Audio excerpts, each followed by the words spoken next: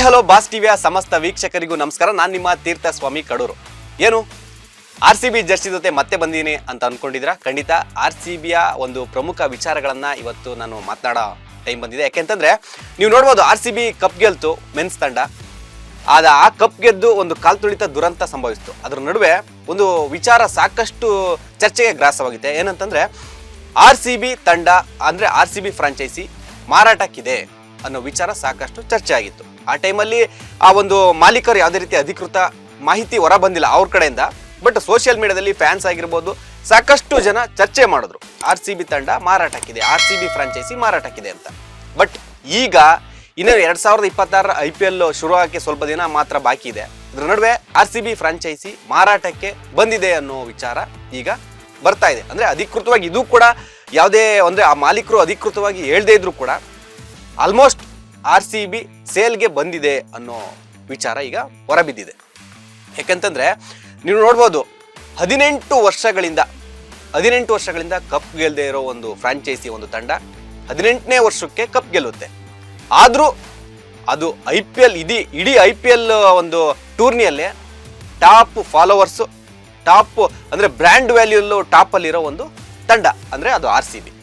ಇಂಥ RCB ಇವಾಗ ಮೆನ್ಸಲ್ಲೂ cup ಗೆದ್ದಿದ್ದಾರೆ, ವುಮೆನ್ಸಲ್ಲೂ ಒಂದೊಂದು ಟ್ರೋಫಿ ಆಲ್ರೆಡಿ ಗೆದ್ದಿದ್ದಾರೆ. ಅದರಲ್ಲೂ ಫ್ಯಾನ್ ಬೇಸ್ ಆಗಿರ್ಬೋದು, ಬ್ರ್ಯಾಂಡ್ ಮೌಲ್ಯ ಆಗಿರ್ಬೋದು, ಎಲ್ಲದರಲ್ಲೂ ಕೂಡ RCB ಟಾಪಲ್ಲಿದೆ. ಅದ್ರ ಬಗ್ಗೆ ಎರಡು ಮಾತಿಲ್ಲ. ಇದ್ರ ನಡುವೆ RCB ಯಾಕೆ ಎಲ್ಲ ಚೆನ್ನಾಗಿತ್ತು, ಕಪ್ ಕೂಡ ಗೆದ್ರು, ಬ್ರ್ಯಾಂಡ್ ಮೇಲೂ ಚೆನ್ನಾಗಿತ್ತು, ಆದ್ರೂ ಯಾಕೆ RCB ಸೇಲ್ಗೆ ಫ್ರಾಂಚೈಸಿ ಅವರ ಒಂದು ಮಾಲೀಕರು ಸೇಲ್ಗೆ ಕೊಡ್ತಾ ಇದ್ದಾರೆ ಅಂತ ನೀವು ಯೋಚನೆ ಮಾಡ್ಬೋದು. ಖಂಡಿತ. ಯಾಕೆಂತಂದ್ರೆ ಇದರಲ್ಲಿ ಸಾಕಷ್ಟು ವಿಚಾರಗಳು ಬರುತ್ತೆ. ಎಲ್ಲ ಚೆನ್ನಾಗಿತ್ತು, ಆದ್ರೆ ಕಪ್ ಗೆದ್ದ ಮೇಲೆ ಕಾಲ್ ತುಳಿತಾಯ್ತು, ನಿಮ್ಗೆಲ್ಲರಿಗೂ ಗೊತ್ತೇ ಇದೆ ವಿಚಾರ. ಅವಾಗ ನಮ್ಮ ಸ್ಟೇಟ್ ಗೌರ್ಮೆಂಟ್ ಆಗಿರ್ಬೋದು ಯಾವ ತರ ನಡ್ಕೊಂಡ್ರು ಅಂದ್ರೆ ಅದನ್ನೇನ್ ಮಾಡಿದ್ರು, ಫ್ರಾಂಚೈಸಿ ಮೇಲೆ ಹಾಕ್ಬಿಟ್ರು ಆ ಒಂದು ಕಾಲ್ ತುಳಿತ ದುರಂತವನ್ನ.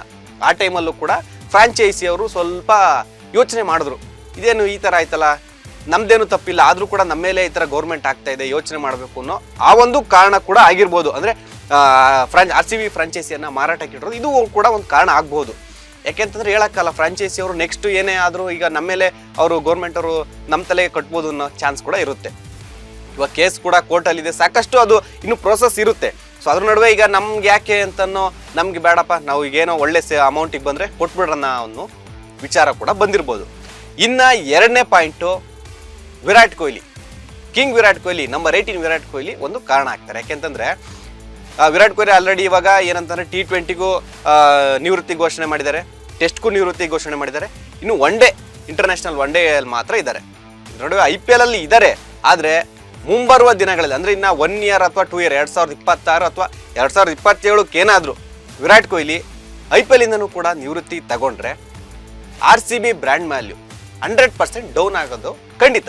ಯಾಕೆಂತಂದ್ರೆ ವಿರಾಟ್ ಕೊಹ್ಲಿ ಇಂದನೇ RCB ಒಂದು ಬ್ರ್ಯಾಂಡ್ ವ್ಯಾಲ್ಯೂ ಒಂದು ಲೆವೆಲಿಗೆ ಇದೆ. ಅದರಲ್ಲಿ ಬೇರೆ ಮಾತು ಹೇಳಕ್ಕಾಗಲ್ಲ. ಇವಾಗ ಏನಾದ್ರು ನೀವು ನೋಡಿ, ವಿರಾಟ್ ಕೊಹ್ಲಿ ನಿವೃತ್ತಿ ತಗೊಂಡು RCB ಇಂದ ದೂರ ಆದ್ರು ಅಂದ್ರೆ RCB ಇಂದ ಏನೇನು ಅವ್ರು ಬ್ಯಾಟ್ ಬೀಸಕ್ಕಾಗಲ್ಲ, ಅವರು ಮತ್ತೆ ಸ್ಟೇಡಿಯಂಗೆ IPL ಅಲ್ಲಿ ಬರೋಕ್ಕಾಗಲ್ಲ RCB ತಂಡದಲ್ಲಿ ಅಂತಂದಾಗ 100% ಬ್ರ್ಯಾಂಡ್ ವ್ಯಾಲ್ಯೂ ಡೌನ್ ಆಗಿ ಆಗುತ್ತೆ. ಬೇರೆ ಯಾವುದೇ ಕಂಪ್ನಿ ಆಗಿರ್ಬೋದು, ಬೇರೆ ಯಾವುದೇ ಸ್ಪಾನ್ಸರ್ಗಳು ಇರ್ತಾರಲ್ಲ, ಅವರು ಮುಂದೆ ಬರಲ್ಲ. ಕೊಹ್ಲಿನೇ ಇಲ್ಲ, ಇನ್ನು ನಾವು ಅದನ್ನ ಬಂದ್ರೆ ಇನ್ನೇನು ಪ್ರಯೋಜನ ಇಲ್ಲ ಅನ್ನೋ ಥರ ಕಾನ್ಸೆಪ್ಟ್ ಬರುತ್ತೆ. ಅದಕ್ಕೆ ಏನು ಮಾಡಿದ್ರು, ಇವಾಗ ಓನರ್ಗಳು ಲಂಡನ್ ಬೇಸ್ಡ್ ಗೊತ್ತು ನಿಮಗೆ, ಬೇರೆ ದೇಶದ ಒಡೆತನ ಇವಾಗ ಬೇಸಲ್ಲಿರೋದು Diageo. ಅವರು ಏನು ಡಿಸೈಡ್ ಮಾಡಿದ್ದಾರೆ ಅಂತಂದರೆ, ಹೌದು ಕೊಹ್ಲಿ ರಿಟೈರ್ಡ್ ಆಗೋದ್ರೊಳಗೆ ನಾವು ಸೇಲ್ ಮಾಡಿಬಿಟ್ರೆ ಒಳ್ಳೆ ಅಮೌಂಟು ಬರುತ್ತೆ. ನೆಕ್ಸ್ಟು ಕೊಹ್ಲಿ ರಿಟೈರ್ಡ್ ಆಗಿ ಅದು ಡ್ರಾಪ್ ಆಗೋ ಯಾಕೆ, ಸುಮ್ಮನೆ ಅದು ನಷ್ಟ ನಮಗೆ ಯಾಕೆ, ಇವಾಗ ಒಳ್ಳೆ ಅಮೌಂಟಿಗೆ ಬಂತಂದರೆ ಕೊಟ್ಬಿಡ್ರಣ ಅನ್ನೋ ಕಾನ್ಸೆಪ್ಟಲ್ಲೂ ಖಂಡಿತ ಇದ್ದೇ ಇದ್ದಾರೆ. ಇದ್ರ ನಡುವೆ ಇನ್ನೊಂದು ಏನಂತಂದರೆ ವಿಚಾರ, ಬೇರೆ ಯಾವುದೇ ತಂಡಕ್ಕೆ ಹೋಲಿಸಿದ್ರೆ RCBಗಿರೋ ಬ್ರ್ಯಾಂಡ್ ವ್ಯಾಲ್ಯೂ ಅಂದರೆ ಆ ಒಂದು ಫ್ರಾಂಚೈಸಿಗಿರೋ ಆ ಒಂದು ನೇಮಿಗಿರೋ ಬ್ರ್ಯಾಂಡ್ ವ್ಯಾಲ್ಯೂ ಮೌಲ್ಯ ಯಾವುದೇ ಬೇರೆ ತಂಡಕ್ಕೂ ಇಲ್ಲ. ಮುಂಬೈ ಇಂಡಿಯನ್ಸ್ಗೂ ಇಲ್ಲ, ಚೆನ್ನೈ ಸೂಪರ್ ಕಿಂಗ್ಸ್ಗೂ ಇಲ್ಲ, ಡೆಲ್ಲಿಗೂ ಇಲ್ಲ, ಯಾವ ತಂಡಕ್ಕೂ ಇಲ್ಲ. ಅಷ್ಟು ಬ್ರ್ಯಾಂಡ್ ವ್ಯಾಲ್ಯೂ ಇದೆ. ಅದು ಕೂಡ ಒಂದು ಕಾರಣ ಆಗುತ್ತೆ. ಅಂದರೆ ನೀವು ಎಲ್ಲ ಚೆನ್ನೈ ಆಗಿರ್ಬೋದು, ಮುಂಬೈ ಆಗಿರ್ಬೋದು 5 ಸಲ ಕಪ್ ಗೆದ್ದಿದ್ದಾರೆ. ಆದರೂ ಒಂದು ಸಲ ಕಪ್ ಗೆದ್ದಿರೋ RCB ಅವರ ಎಲ್ಲ ತಂಡಗಳಿಂದ ಒಂದು ಪಟ್ಟು ಅಲ್ಲ ಜಾಸ್ತಿನೇ ಇದೆ, ಮೇಲೇನೇ ಇದೆ. ಸೊ ಈ ಒಂದು ವಿಚಾರ ಕೂಡ ಗಮನದಲ್ಲಿಟ್ಕೊಂಡು ಮಾಲೀಕರು ಮಾರಾಟಕ್ಕೆ ಮುಂದಾಗಿರೋದಂತೂ ಎಲ್ಲ ಈ ಒಂದು ಒಟ್ಟಾರೆ ಉದ್ದೇಶ ಕೂಡ ಇರುತ್ತೆ ಅಂತ ಹೇಳ್ಬೋದು. ಇನ್ನು RCB ಫ್ರಾಂಚೈಸಿ ಅಂದರೆ ನೀವು ಮಾಲೀಕರು ನೋಡ್ಬೋದು, ಅವರೇ ಯುನೈಟೆಡ್ ಸ್ಪಿರಿಟ್ಸು, Diageo ಒಡೆತನ ಅಂದರೆ ಒಂದು ಸ್ಪಾನ್ಸರಲ್ಲಿ ಅವ್ರು ಇರೋದು ಒಡೆತನ. ಸೊ ಅವರು ಇವಾಗ ಮಾರಾಟಕ್ಕೆ ಮುಂದಾಗಿದ್ದಾರೆ. ನೆಕ್ಸ್ಟ್ ಇಯರ್ ಮಾರ್ಚ್ 31ರೊಳಗೆ ಇದು ಏನು ಅಂತ ಡಿಸೈಡ್ ಆಗುತ್ತೆ, ಸಂಪೂರ್ಣವಾಗಿ ಡಿಸೈಡ್ ಆಗುತ್ತೆ ಯಾರು ಒಡೆತನ ಏನು ಅನ್ನೋದು. ಇದ್ರ ನಡುವೆ ಸಾಕಷ್ಟು ಪ್ರತಿಷ್ಠಿತ ಕಂಪನಿಗಳು RCBಯನ್ನು ಕೊಂಡ್ಕೊಳ್ಳೋದಕ್ಕೆ ಮುಂದಾಗಿದೆ. ಅದು ಭಾರತದ ಉದ್ಯಮಿಗಳಾಗಿರ್ಬೋದು, ಹೊರದೇಶದ ಅಮೇರಿಕದ ಉದ್ಯಮಿಗಳು ಕೂಡ ಮುಂದಾಗಿದ್ದಾರೆ. ಅಂದರೆ ಯಾರ್ಯಾರು ಟಾಪ್ 5 ಯಾರಿದ್ದಾರೆ ಅಂದರೆ ನಾವು RCB ಫ್ರಾಂಚೈಸಿಯನ್ನು ಕೊಂಡ್ಕೊಳ್ಳೋಕ್ಕೆ ಮುಂದೆ ಯಾರಿದ್ದಾರೆ ಅಂತ ನಾವು ನೋಡೋದಾದರೆ, ಅಮೇರಿಕ ಮೂಲದ ಖಾಸಗಿ ಹೂಡಿಕೆ ಸಂಸ್ಥೆ, ಅಮೇರಿಕ ಬೇಸ್ಡ್ ಒಂದು ಪ್ರೈವೇಟ್ ಬಿಸ್ನೆಸ್ ಮ್ಯಾನು ನಾವು RCBಯನ್ನು ಕೊಂಡ್ಕೊಳ್ತೀವಿ, ಎಷ್ಟೇ ರೇಟ್ ಆಗಲಿ ಕೊಂಡ್ಕೊಳ್ತೀವಿ ಅನ್ನೋದು ಮುಂದೆ ಬಂದಿದ್ದಾರೆ ಅಂತ ಒಂದು ಮಾಹಿತಿ. ನೆಕ್ಸ್ಟು ಅದಾನಿ ಗ್ರೂಪು, ನಿಮಗೆ ಗೊತ್ತೇ ಇದೆ ನಮ್ಮ ಇಂಡಿಯಾದಲ್ಲೇ ಒಂದು ಟಾಪ್ ಬಿಸ್ನೆಸ್ ಮ್ಯಾನ್ಗಳಲ್ಲಿ ಅಂಬಾನಿ ಅದಾನಿ ಅವರು ಖಂಡಿತ ಇದ್ದೇ ಇರ್ತಾರೆ. ಅದರಲ್ಲಿ ಅದಾನಿ ಗ್ರೂಪು RCBಯನ್ನು ನಾವು ಕೊಂಡ್ಕೊಳ್ತೀವಿ ಅಂತ ಮುಂದೆ ಬಂದಿದ್ದಾರೆ. ಇನ್ನು ಜಿಂದಾಲ್ ಕುಟುಂಬದ ನೇತೃತ್ವದ JSW ಗ್ರೂಪ್, ಇನ್ನು ಜಿಂದಾಲ್ ಫ್ಯಾಮಿಲಿ ಗೊತ್ತೇ ಇದೆ, ಅವರು ಬಿಸ್ನೆಸ್ ಇದ್ರದ್ದು. JSW ಗ್ರೂಪ್ ಕೂಡ RCBಯನ್ನು ನಾವು ಕೊಂಡ್ಕೊಳ್ತೀವಿ ಅಂತ ಮುಂದೆ ಬಂದಿದ್ದಾರೆ. ಅದ್ರ ನಡುವೆ ಮತ್ತೊಬ್ರು ಅಂದರೆ ಸಿರಮ್ ಇನ್ಸ್ಟಿಟ್ಯೂಟ್ ಆಫ್ ಇಂಡಿಯಾದ ಅದರ್ ಪೋನಾವಾಲಾ, ಅವರು ಕೂಡ RCB ಫ್ರಾಂಚೈಸಿಯನ್ನು ನಾನು ಕೊಂಡ್ಕೊಳ್ತೀನಿ, ಎಷ್ಟೇ ಆಗಲಿ ನಾವು ಕೊಂಡ್ಕೊಳ್ತೀವಿ ಅನ್ನೋ ಒಂದು ಕಾನ್ಸೆಪ್ಟಲ್ಲಿ ಅವರು ಕೂಡ ಮುಂದೆ ಬಂದಿದ್ದಾರೆ ಅಂತ ಒಂದು ಮಾಹಿತಿ. ಅದಾದಮೇಲೆ ದೇವಯಾನಿ ಇಂಟರ್ನ್ಯಾಷನಲ್ ಗ್ರೂಪ್ನ ರವಿ ಜೈಪುರಿಯಾ, ದೇವಯಾನಿ ಇಂಟರ್ನ್ಯಾಷನಲ್ ಗ್ರೂಪ್ನ ರವಿ ಜೈಪುರಿಯಾ ಕೂಡ ಖರೀದಿಸಲು ಆಸಕ್ತಿ ತೋರಿಸಿದ್ದಾರೆ ಅನ್ನೋ ಮಾಹಿತಿ ಕೂಡ ಇದೆ. ಇದಿಷ್ಟೇ ಅಲ್ಲ, ಇನ್ನೂ ಸಾಕಷ್ಟು ಉದ್ಯಮಿಗಳು ಬೇರೆ ದೇಶ ಆಗಿರ್ಬೋದು, ನಮ್ಮ ದೇಶದವರಾಗಿರ್ಬೋದು, ನಾವು ಕೊಂಡ್ಕೊಳ್ತೀವಿ, ನಾವು RCBಯ ಫ್ರಾಂಚೈಸಿ ಮಾಲೀಕರಾಗ್ತೀವಿ ಅನ್ನೋ ಮುಂದೆ ಬರ್ತಾ ಇದ್ದಾರಂತೆ. ಸೊ ನೋಡಬೇಕು ಏನಾಗುತ್ತೆ ಅಂತ ಗೊತ್ತಿಲ್ಲ, ಯಾರು ಕೊಂಡ್ಕೊಳ್ತಾರೆ ಅಂತ ಗೊತ್ತಿಲ್ಲ. ಬಟ್ RCB ಸೇಲಿಗೆ ಬಂದಿರೋದಂತೂ 100ಕ್ಕೆ 100 ಅಲ್ಲದೆ ಇದ್ರು ಅವರ ಮಾಲೀಕರಿಂದ ಅಧಿಕೃತವಾಗಿ ಈ ಒಂದು ಮಾಹಿತಿ ಹೊರಗೆ ಬಂದೇ ಇದ್ದು ಕೂಡ RCB ಸೇಲ್ಗಿರೋದಂತೂ ನಿಜ. ಸೊ ಇವಾಗ ನೀವು ನೋಡ್ಬೋದು, ಇವಾಗ RCB ಫ್ರಾಂಚೈಸಿ ಖರೀದಿ ಮಾಡ್ತಾರೆ ಅಂತ ಅಂದ್ಕೊಳ್ಳಿ, ಯಾರಾದರೂ ಬೇರೆಯವ್ರು ಖರೀದಿ ಮಾಡಿಕೊಂಡ್ರು ಬೈ ಚಾನ್ಸ್ ಅಂದರೆ ಫ್ಯಾನ್ಸ್ ಯೋಚನೆ ಮಾಡ್ಬೋದು, ಅಂದರೆ ಇವಾಗ ವುಮೆನ್ಸ್ ಟೀಮು ಕೂಡ ಇವಾಗ ಬೇರೆಯವರೇ ಒಡೆತನದಲ್ಲಿರುತ್ತಾ ಅಥವಾ ಮೆನ್ಸ್ ಮಾತ್ರನ ಅಂತ ನೀವು ಕನ್ಫ್ಯೂಸ್ ಆಗ್ಬೋದು. ಇಲ್ಲ, ಯಾವುದೇ ಕಾರಣಕ್ಕೂ ಆ ಥರ ಕನ್ಫ್ಯೂಸ್ ಆಗಬೇಡಿ. ಇವಾಗ RCB ರಾಯಲ್ ಚಾಲೆಂಜರ್ಸ್ ಬೆಂಗಳೂರು ಅನ್ನೋ ಒಂದು ಫ್ರಾಂಚೈಸಿನ ಯಾರೇ ಖರೀದಿ ಮಾಡಿದ್ರು, ಆ ಹೆಸರಲ್ಲಿ ಯಾವುದೇ ಟೀಮ್ ಇದ್ದರೂ, ಯಾವುದೇ ಒಂದು ತಂಡಗಳಿದ್ರು, ಅದು ಅವ್ರ ಒಡೆತನಕ್ಕೆ ಹೋಗುತ್ತೆ. ಇವಾಗ RCB ರಾಯಲ್ ಚಾಲೆಂಜರ್ಸ್ ಫ್ರಾಂಚೈಸಿನ ಬೇರೆ ಯಾರಾದರೂ ಖರೀದಿ ಮಾಡಿದ್ರೆ ಮೆನ್ಸ್ ಕೂಡ ಅವರೇ ಒಡೆತನ, ವುಮೆನ್ಸ್ ಕೂಡ ಅವ್ರದ್ದೇ ಒಡೆತನ. ಸೊ ಇಲ್ಲಿ ಬರೀ ಮೆನ್ಸ್ ಮಾತ್ರ ಖರೀದಿ ಮಾಡಿದ್ರು ಅನ್ನೋ ಥರ ಏನಿಲ್ಲ. ರಾಯಲ್ ಚಾಲೆಂಜರ್ಸ್ ಬೆಂಗಳೂರು ಅಂತ ಬಂದರೆ ಮೆನ್ಸ್ ಕೂಡ ಅವ್ರ ಪಾಲಾಗುತ್ತೆ, ವುಮೆನ್ಸ್ ಕೂಡ ಅವ್ರದ್ದೇ ಪಾಲಾಗುತ್ತೆ. ಇನ್ನು RCBಯ ಒಂದು ಬ್ರ್ಯಾಂಡ್ ಮೌಲ್ಯ ಎಷ್ಟಿದೆ, ಇವಾಗ ಡಿಯಾಜಿಯೋ ಮಾಲೀಕರು ಎಷ್ಟಕ್ಕೆ ಮಾರಾಟಕ್ಕೆ ಮುಂದಾಗ್ತಾರೆ, ಅದರ ಬ್ರ್ಯಾಂಡ್ ವ್ಯಾಲ್ಯೂ ಎಷ್ಟು, ಇವಾಗ ಮೆನ್ಸ್ ತಂಡದ ಬ್ರ್ಯಾಂಡ್ ವ್ಯಾಲ್ಯೂ RCB ತಂಡದ ಎಷ್ಟಿದೆ, ಇನ್ನು ವುಮೆನ್ಸ್ ತಂಡದ ಬ್ರ್ಯಾಂಡ್ ವ್ಯಾಲ್ಯೂ ಎಷ್ಟಿದೆ ಅಂತ ನೋಡೋದಾದ್ರೆ ನೀವು ನೋಡ್ಬೋದು, ಪುರುಷರ ತಂಡದ ಮೌಲ್ಯ 17,000 ಕೋಟಿ ರೂಪಾಯಿಗಿಂತ ಅಧಿಕ ಇದೆ ಅಂತ ಹೇಳಲಾಗ್ತಿದೆ. ಅಂದರೆ ನೀವು ನೋಡ್ಬೋದು ಇಷ್ಟೊಂದು ಇದೆಯಾ ಅಂತ. ಹೌದು, ಖಂಡಿತ ಇದೆ. ಯಾಕೆಂತಂದರೆ RCB ಅಂತಂದರೆ ಆ ಒಂದು ಇಡೀ ವರ್ಲ್ಡಲ್ಲೇ ಟಾಪ್ 5 ಸ್ಪೋರ್ಟ್ಸ್ ಕ್ಲಬ್ಗಳಲ್ಲಿ RCB ಕೂಡ ಒಂದು. ಅಂದರೆ ಯೋಚನೆ ಮಾಡಿ ಅವ್ರದ್ದು ಬ್ರ್ಯಾಂಡ್ ಮೌಲ್ಯ ಎಷ್ಟಿದೆ ಅಂತ. ಸೊ ಪುರುಷರ ತಂಡದ ಮೌಲ್ಯ 17,000 ಕೋಟಿ ಅಂತ ಹೇಳಲಾಗ್ತಿದೆ, ಅದಕ್ಕಿಂತ ಜಾಸ್ತಿ ಅಂತ ಹೇಳ್ತಾ ಇದ್ದಾರೆ. ಗೊತ್ತಿಲ್ಲ ಎಷ್ಟಕ್ಕೆ ಹೋಗುತ್ತೆ, ಎಷ್ಟಕ್ಕೆ ಮುಡುತ್ತೆ, ಎಲ್ಲ ಅದನ್ನು ಬೈ ಮಾಡಿದಾಗಲೇ ಗೊತ್ತಾಗೋದು. ಇನ್ನು ಮಹಿಳೆಯರ ತಂಡ, ರಾಯಲ್ ಚಾಲೆಂಜರ್ಸ್ ಬೆಂಗಳೂರು ಮಹಿಳಾ ತಂಡದ ಮೌಲ್ಯ 3,000ದಿಂದ 5,000 ಕೋಟಿ ರೂಪಾಯಿ. ಇಲ್ಲೂ ಕೂಡ ಸ್ಟಾರ್ ಪ್ಲೇಯರ್ಸ್ ಇದ್ದಾರೆ, ಆದರೂ ಕೂಡ ನಮ್ಮ ಮೆನ್ಸ್ ತಂಡದ ಥರ 18 ವರ್ಷಗಳಿಂದ ತನ್ನದೇ ಆದಂಥ ಒಂದು ಬ್ರ್ಯಾಂಡ್ ಮೌಲ್ಯವನ್ನು ಮಾಡದೇ ಇದ್ರು ಕೂಡ ಇದು ವುಮೆನ್ಸ್ ಕೂಡ ಒಂದ್ಸಲ ಕಪ್ ಗೆದ್ದಿದ್ದಾರೆ, ಅವ್ರದ್ದೇ ಬ್ರ್ಯಾಂಡ್ ಮೌಲ್ಯ 3,000ರಿಂದ 5,000 ರೂಪಾಯಿ ಇದೆ, 5,000 ಕೋಟಿ ರೂಪಾಯಿ.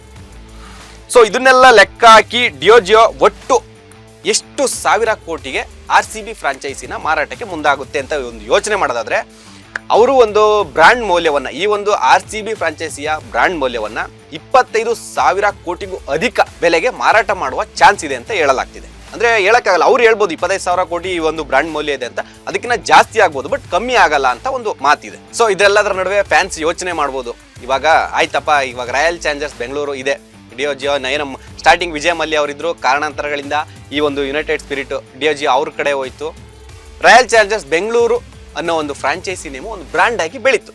ಆದರೆ ಇವಾಗ ಬೈ ಚಾನ್ಸ್ ಬೇರೆ ಯಾರಾದರೂ ಖರೀದಿ ಮಾಡಿ ರಾಯಲ್ ಚಾಲೆಂಜರ್ಸ್ ಬೆಂಗಳೂರು ತಂಡದ ಹೆಸರನ್ನು ಬೇರೆ ಚೇಂಜ್ ಮಾಡೋ ಸಾಧ್ಯತೆ ಇದೆಯಾ ಅಂತ ಫ್ಯಾನ್ಸ್ ಯೋಚನೆ ಮಾಡ್ಬೋದು. ಅವ್ರಿಗೊಂದು ಥಿಂಕ್ ಬರುತ್ತೆ ಮೈಂಡಲ್ಲಿ, ಖಂಡಿತ ಹೌದು, ಬಟ್ ರಾಯಲ್ ಚಾಲೆಂಜರ್ಸ್ ಅನ್ನೋ ಹೆಸರನ್ನ ಚೇಂಜ್ ಮಾಡ್ಬೋದು ಬೇರೆ ಯಾರಾದರೂ ಫ್ರಾಂಚೈಸಿ ಅವರು ಬೈ ಮಾಡಿದ್ರೆ.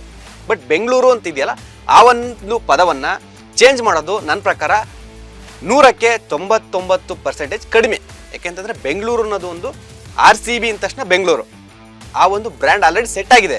ಸೊ ಬೆಂಗಳೂರು ಅನ್ನೋದೊಂದು ಪದ ತೆಗ್ಬಿಟ್ಟು ಅವ್ರು ಬೇರೆ ಯಾವುದೇ ಹಾಕಕ್ಕೆ ಹೋದ್ರು ಅಲ್ಲಿಗೆ ವರ್ಕೌಟ್ ಆಗಲ್ಲ. ಅವರ ಬ್ರ್ಯಾಂಡ್ ವ್ಯಾಲ್ಯೂನ ಅವರೇ ಡೌನ್ ಮಾಡ್ಕೊಳ್ಳೋ ಚಾನ್ಸ್ ಇದೆ.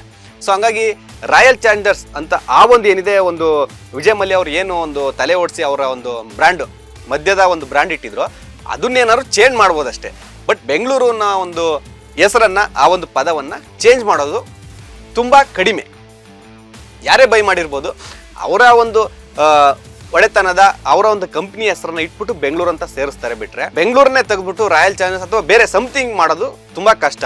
ಬೆಂಗಳೂರಿನ ಪದ 100ಕ್ಕೆ 99% ಇದ್ದೇ ಇರುತ್ತೆ. ಸೊ ಇವೆಲ್ಲ ನೋಡಿದ್ರಲ್ಲ, RCB ಮಾತಾಡ್ತಾ ಇದ್ರಿ, IPL ಕಪ್ ಗೆದ್ದ ತಕ್ಷಣ ಮಾತಾಡ್ತಾ ಇದ್ರಿ ಅಂದರೆ RCB ಟೀಮು ಅಂದರೆ ಫ್ರಾಂಚೈಸಿ ಸೇಲ್ಗಿದೆ ಅಂತ ಒಂದು ಚರ್ಚೆ ಶುರುವಾಗಿತ್ತು ಖಂಡಿತ. ಬಟ್ ಕೆಲವ್ರು ಹೇಳ್ತಾ ಇದ್ರೆ ಇದೆಲ್ಲ ಸುಳ್ಳು, ಅವರೇ ಏನಕ್ಕೆ ಮಾಡ್ತಾರೆ, ಒಂದು ಬ್ರ್ಯಾಂಡು ಅದಕ್ಕೆ ಆದಂಥ ಒಂದು ಬ್ರ್ಯಾಂಡ್ ಇದೆ, ಸಾಕಷ್ಟು ದುಡ್ಡು ಬರ್ತಾ ಇದೆ, ಸೊ ಅವ್ರೇನಕ್ಕೆ ಸೇಲ್ ಮಾಡ್ತಾರೆ ಅಂತ ಆಲ್ಮೋಸ್ಟ್ ಎಲ್ಲ ಫ್ಯಾನ್ಸ್ ಕೂಡ ಯೋಚನೆ ಮಾಡ್ತಾ ಇದ್ರಿ.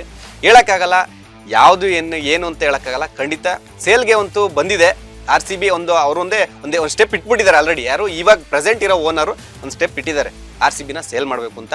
ಮುಂದಿನ ವರ್ಷ ಗೊತ್ತಾಗುತ್ತೆ ಏನು ಅಂತ, ಮಾರ್ಚ್ ಒಳಗಡೆ RCB ಸೇಲ್ ಆಗುತ್ತಾ ಇಲ್ವಾ ಏನು ಅದರ ಒಂದು ಸಂಪೂರ್ಣ ಮಾಹಿತಿ ಮುಂದಿನ ವರ್ಷ ಗೊತ್ತಾಗುತ್ತೆ. ನೋಡ್ಬೇಕು, ಅಷ್ಟೊಳಗಡೆ ಏನಾದರೂ ಮ್ಯಾಜಿಕ್ ಆದರೂ ಆಗ್ಬೋದು, ಏನೇ ಸಮಥಿಂಗ್ ಆದರೂ ಆಗುತ್ತೆ, ಹೇಳೋಕ್ಕಾಗಲ್ಲ.